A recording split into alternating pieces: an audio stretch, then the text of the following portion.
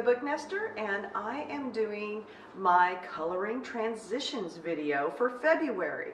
So again, I am a seasonal colorer. I like my coloring to go along with whatever I'm listening to on an audiobook and also what season it is.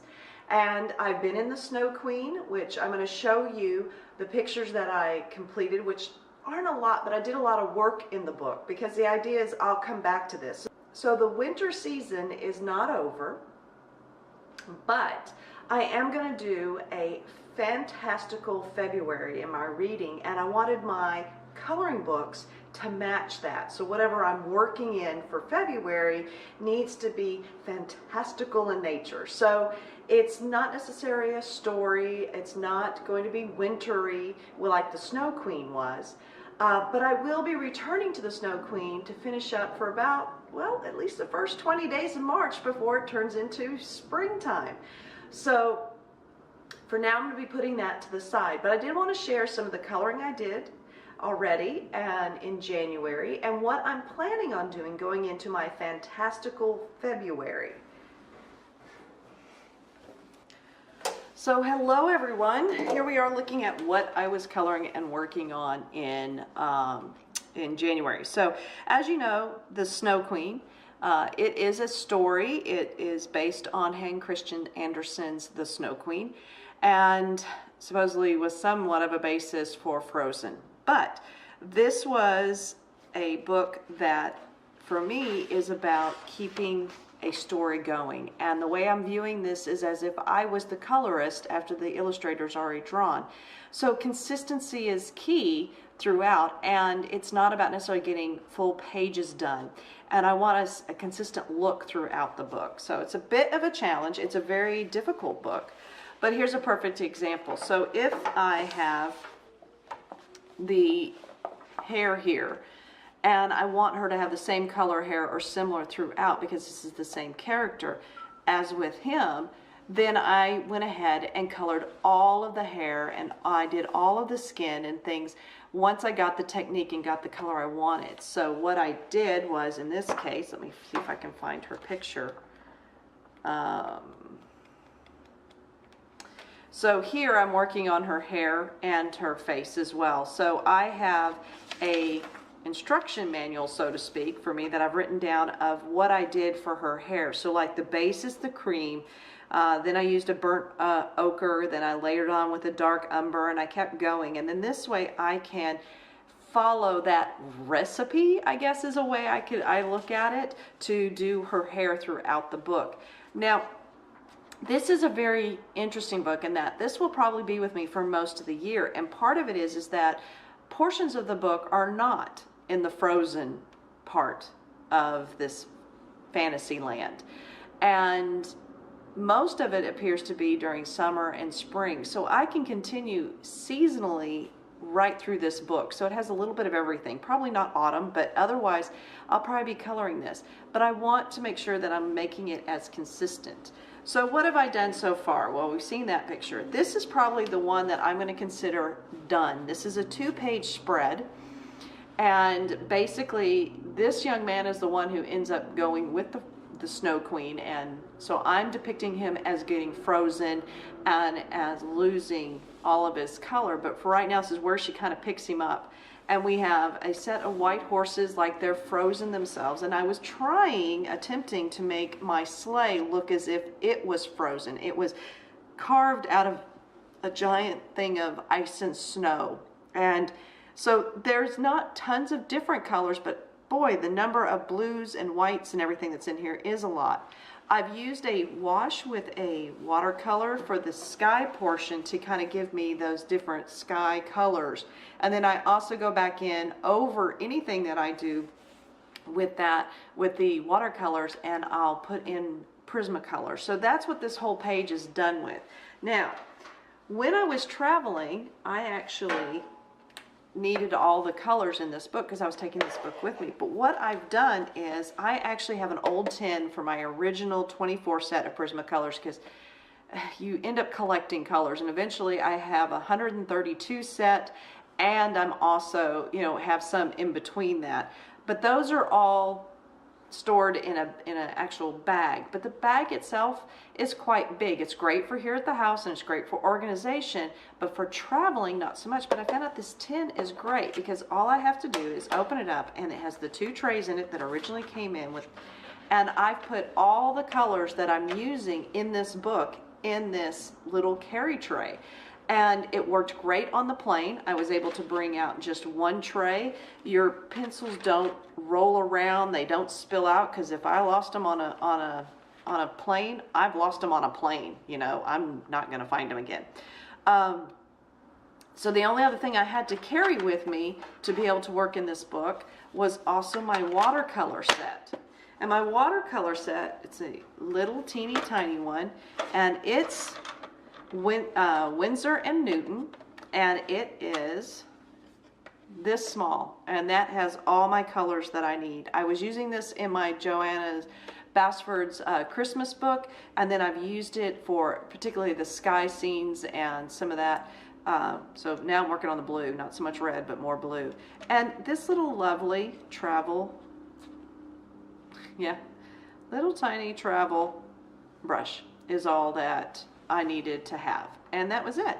So this fit very nicely in my carry-on bag. I was able to take it with me. I had a couple days in Northern California where we were able to sit, and I just colored the entire day. It wasn't snowing where we were at, but it was very gray and misty and rainy.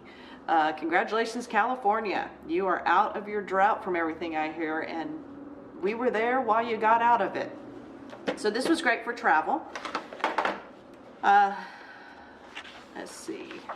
So here's just where I watercolored some more. But this is where I kind of ended. These are all my little cheat sheets for the hair and everything else. I did try a different color hair, some red. I'm not 100% sure I'm loving it, but we'll see. I have some more things to add on. This was just, I just sat and watercolored this. And then I'll go in with my Prismas and do a lot more on these 2 birds. But that was, you know, that's what I do throughout the book. And I think it's why I don't get bored with the book, because once I get do something like the washes, I just go through and do all of the skies. That way it's kind of consistent. It looks the same. This is one I'm really looking forward to getting to. Don't know if I will this winter, but definitely looking forward. And this is perhaps, you know, one of my biggest challenges, but I really love this. It's interesting because I like fiddly. I like to have really small spots to color. The only thing I don't like is it eats up my pencils, because I do need them very, very sharp. So I'm trying to look into some different options to be able to do that. But this is supposed to look like it's almost like a frozen piece of lattice or lace, and you're looking through it and there's a picture or there's a scene on the other side. So almost, but this is, what's nice about this though is it is only 3 colors that I'm using, and I can layer them, and I just am marching across the page with it right now. But I do like this. I can really concentrate on an audiobook when I'm doing this type of work. So this will continue. And look, woohoo, I have a whole other page to do. Won't that be fun? This is one, again, I just busted out the watercolors because they were the easiest things to use. And I started watercoloring some large places, and then I'll go back in with my Prismas. This is not an easy book, I will say that. Trying to determine what I'm supposed to be seeing and what's depicted is a little bit of a challenge, but at the same time, you know, I can do what I want. Because as DeDe Willingham says, I am the master of my color book. So this one I can't wait to try, but I'm really nervous. I want to do the Northern Lights here. I mean, it just is begging for it. So it'll be interesting to see how I do that. And that's really about it. So this is one of the last ones. So what I'll be doing is, this is going to go away for a little while, and I'm going to move into something else for February. I'll probably bring this back out in March. We do have winter until March 20th, so maybe I'll continue with my snow, and then at some point I'm going to be ready to start more of my gardening and blooms and flowers.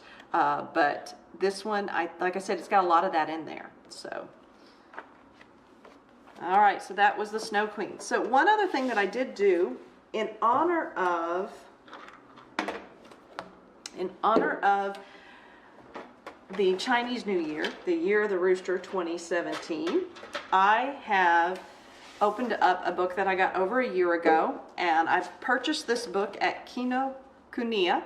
Luckily, we have that store. It's a bookstore here on this side, on the Jersey side, as well as one in the city. So, but this one I got here on the Jersey side, and I was looking for kind of a pond-looking thing that had the koi fish in it, and because I thought, wow, that would be really beautiful to color at some point. And I thought about that. I thought, I can't believe there isn't more Japanese-inspired coloring books. I mean, look at this. It's just gorgeous. Well, there is in Japan, and luckily this is a Japanese bookstore, so I was fortunate. Number one, let me tell you, the paper on this is fantastic.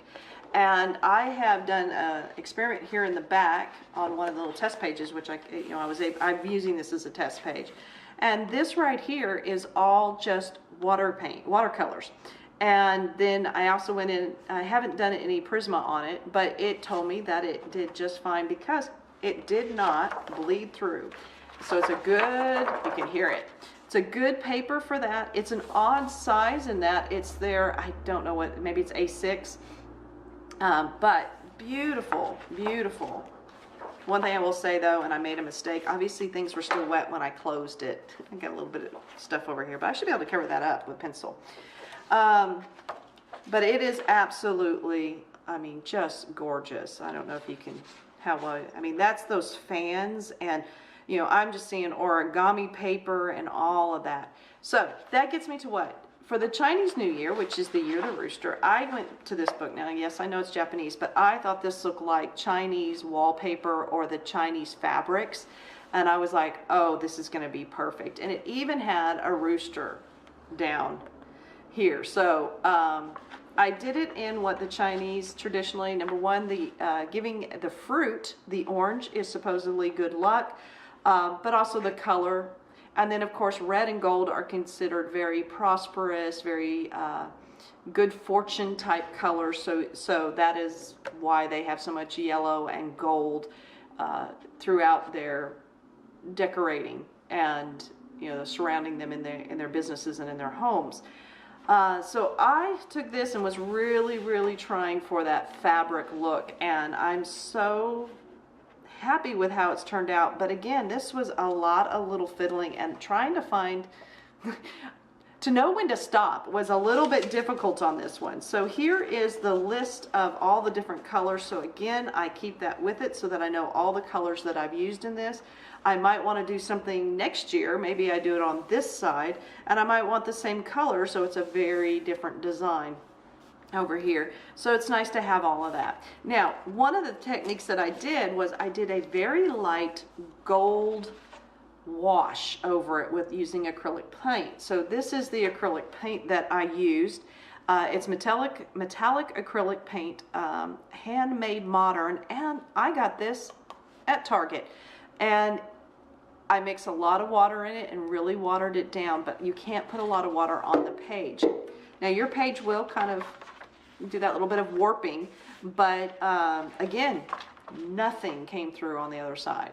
So you have to do this small batches, and the paint thing, like I said, is very watered down. It's just a hint, and it's kind of given a sparkle to the page, which is nice, and gave me a good base to build where it looks more like it's fabric or the wallpaper on. But I tell you, getting into these little spots with my paintbrush, took some time, but that was in honor of Chinese New Year. So that was, and it was fun to go to reds and yellows and golds from all the blues and grays and colors that I've been doing in the Snow Queen.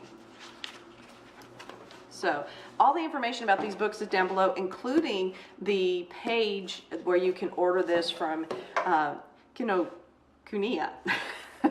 Yes, I'm fluent. No, I'm not. All right, so now on to what I am doing for February. So as I mentioned on my other episodes and that have to do with my books and things, I am doing something called Fantastical February, so I need to be able to transition into that.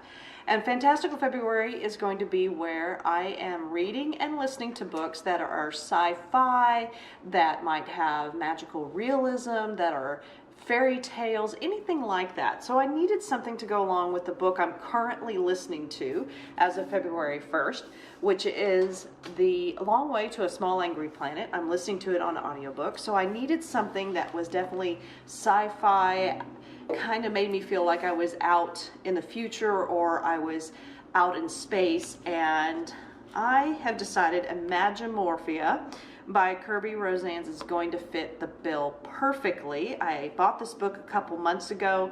It was one of the first times I ever played with watercolor was in this book. But I am going to be working on, to start with, this page right here, which to me, I'm interpreting as C-3PO was left out in the rain way too long and many years ago, far, far away in a galaxy far, far away.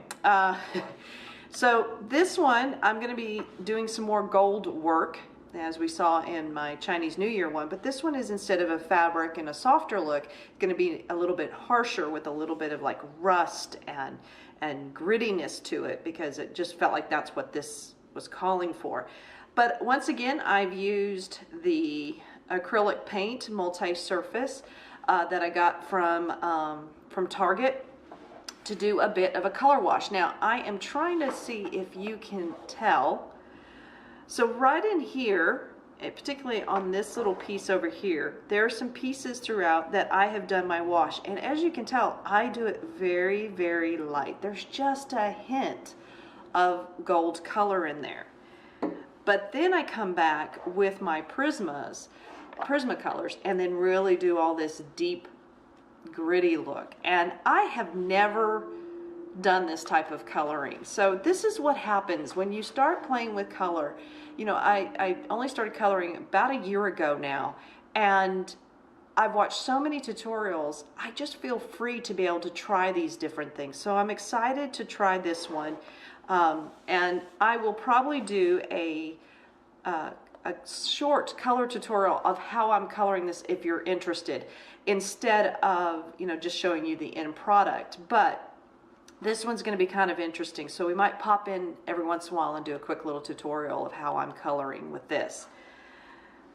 Also, there is another page if I get this one done and I still need something which is even more robots, and so I'll probably make him the gold robot, and then I might actually go get some more of this paint and try to get a silver from Target and do this robot as well. But I don't know if I'll get to it this February, because in February there's also going to be another book that I'm going to give a try at, and that is Bennett Klein's Color My Sketchbook #2.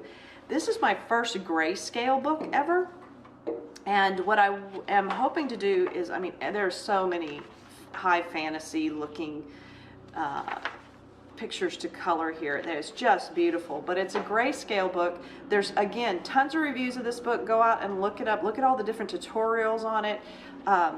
It is not as heavy page paper, so I don't, you know, if I'm going to be doing any washes, I don't know if I will be in this one. I don't know that I need to, since it is the grayscale, but this is another book that I'll probably be looking for at least one. I don't know what I'm going to do in it quite yet, but probably something. Because in February we have two holidays. We have Valentine's Day, so I might be doing something funny or fun and frilly and pink and Valentine-y. And then we also have Mardi Gras, and I think that there's a picture or two in here that might work really well for me to do Mardi Gras. So we'll see where I'm going to be at the end of February. It's a short month too, so lots going on, and gonna go and begin coloring for my fantastical February.